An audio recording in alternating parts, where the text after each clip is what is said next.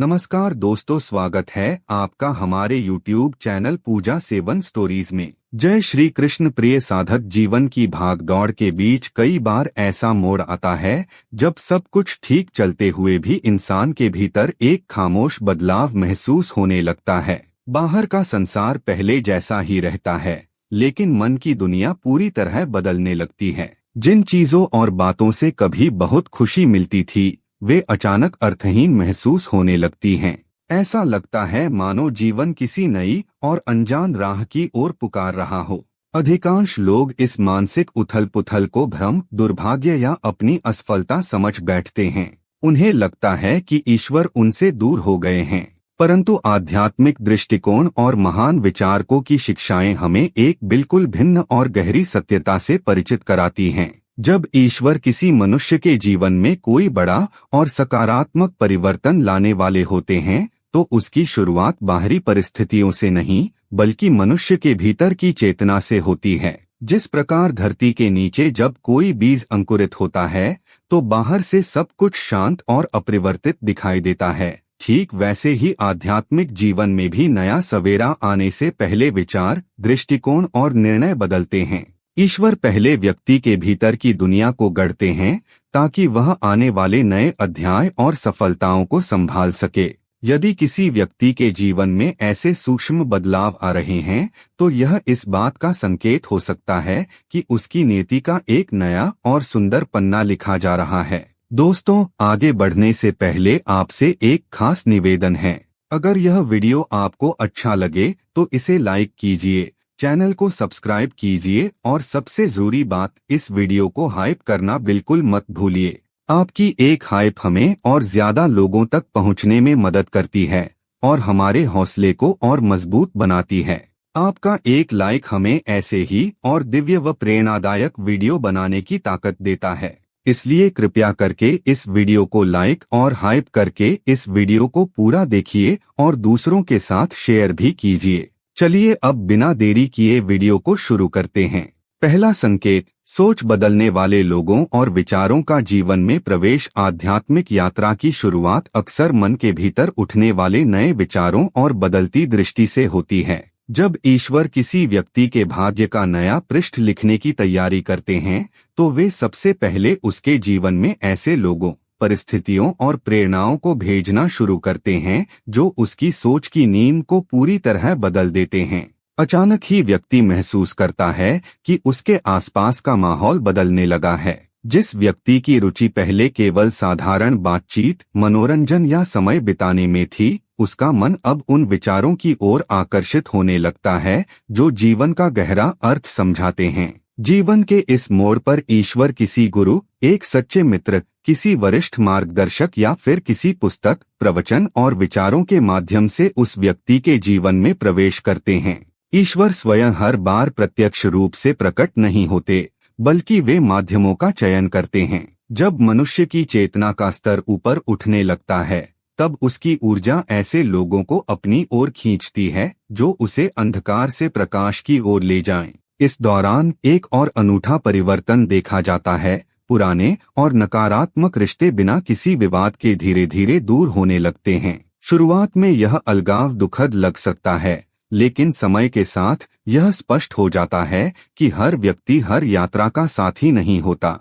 पुराने दरवाजों के बंद होते ही जीवन में ऐसे नए लोगों का आगमन होता है जो निराशा की जगह आशा, भय की जगह विश्वास और भ्रम की जगह स्पष्टता भर देते हैं। उनकी उपस्थिति व्यक्ति को उसकी छिपी हुई क्षमता और आंतरिक शक्ति का एहसास कराती है। जिस प्रकार एक जलता हुआ दीपक दूसरे बुझे हुए दीपक को रोशन कर देता है, ठीक उसी प्रकार जागरूक और सकारात्मक लोगों की संगति मनुष्य की चेतना को प्रकाशित कर देती है। यदि हाल ही में आपके जीवन में भी कोई ऐसा विचार, कोई ऐसी पुस्तक या कोई ऐसा व्यक्ति आया है जिसने जीवन को देखने का आपका नजरिया ही बदल दिया है, तो इसे महज एक संयोग समझने की भूल मत कीजिए। यह इस बात का स्पष्ट संकेत है कि ईश्वर आपको उस बड़े बदलाव के लिए तैयार कर रहे हैं जिसकी ओर आपका जीवन बढ़ रहा है। दूसरा संकेत, कठिनाइयों में अटूट धैर्य और आंतरिक शक्ति का निर्माण आध्यात्मिक जागृति का एक अत्यंत महत्वपूर्ण और गहरा आयाम तब सामने आता है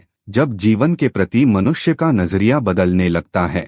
जब ईश्वर किसी व्यक्ति के जीवन में एक बड़ा और सकारात्मक परिवर्तन लाने की तैयारी करते हैं तो वे सबसे पहले उसके भीतर सहन शक्ति, धैर्य और अटूट आत्मविश्वास का निर्माण करते हैं।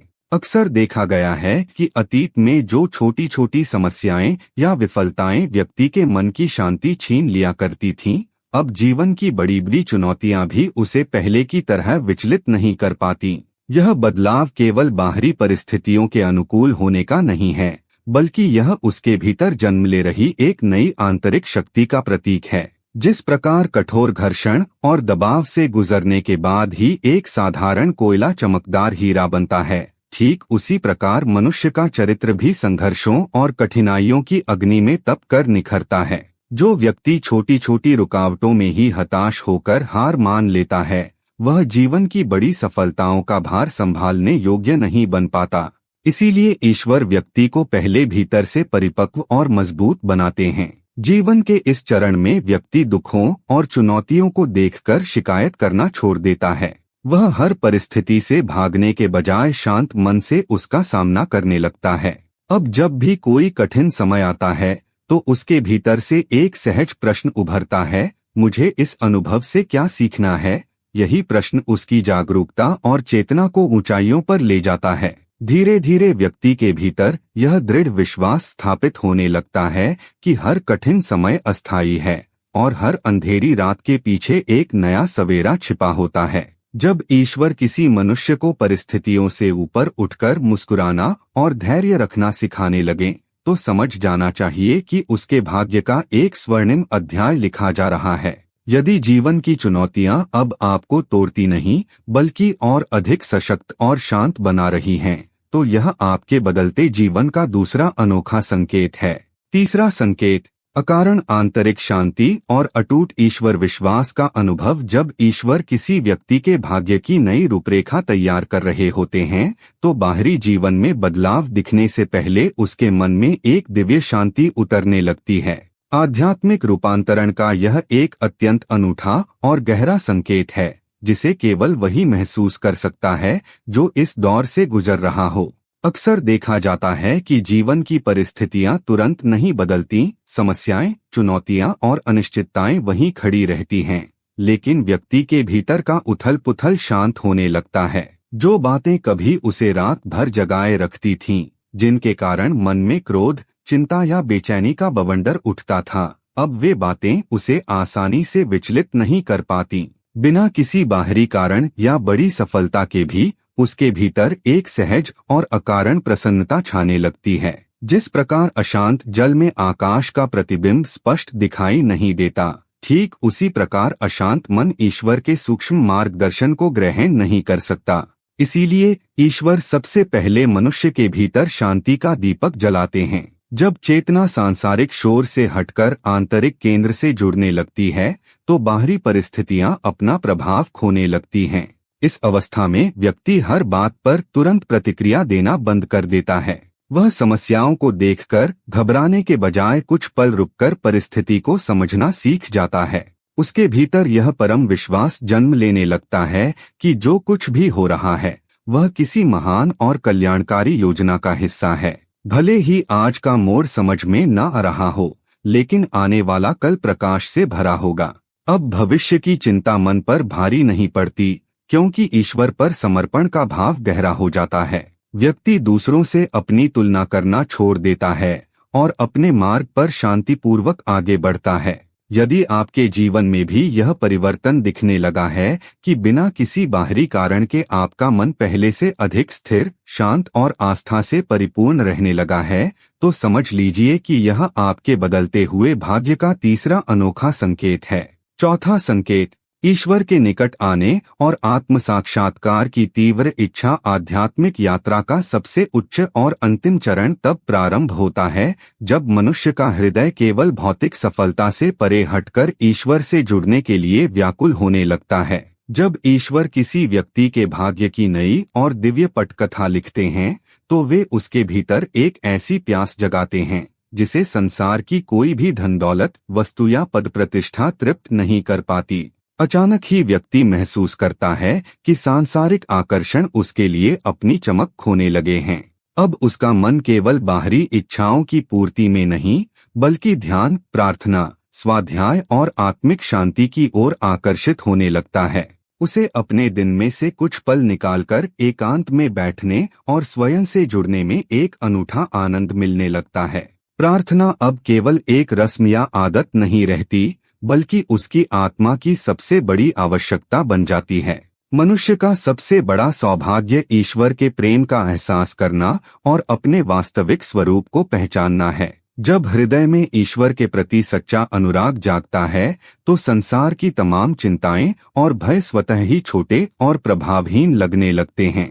यही दिव्य प्रेम मनुष्य को भीतर से निर्भय, संतुलित और प्रकाशमय बनाता है। इस अवस्था में व्यक्ति के भीतर करुणा, क्षमा, नम्रता और कृतज्ञता जैसे उच्च गुण स्वाभाविक रूप से खिलने लगते हैं।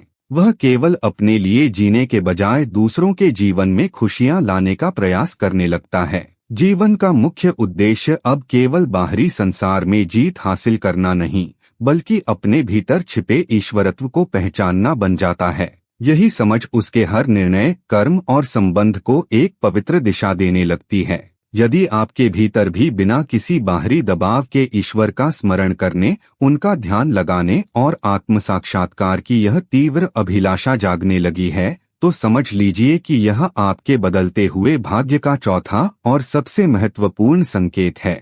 यह इस बात का प्रमाण है कि ईश्वर चुपचाप आपके जीवन को आध्यात्मिक ऊंचाइयों की ओर ले जा रहे हैं।